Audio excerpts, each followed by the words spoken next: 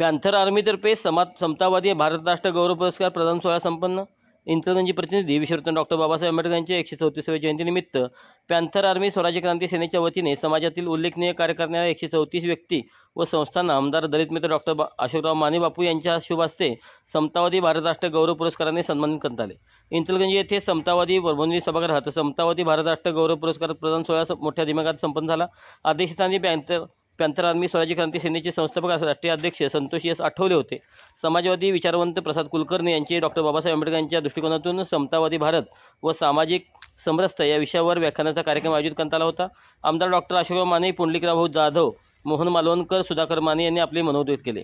प्राचार्य Satapa Kamble Gadhinglaj, advocate doctor तुषाल Shivsharan Sangli, शेतमजुरांचे नेते सुरेश सासने, पत्रकार नारायण कांबळे, नागेश भाऊ शेजाळे, रुईगावच्या सरपंच सौ शकीला उस्मान सौ कुन्नूर, चंदूरगावच्या सरपंच सौ स्नेहल कांबळे, राजाराम साखर कारखान्याचे संचालक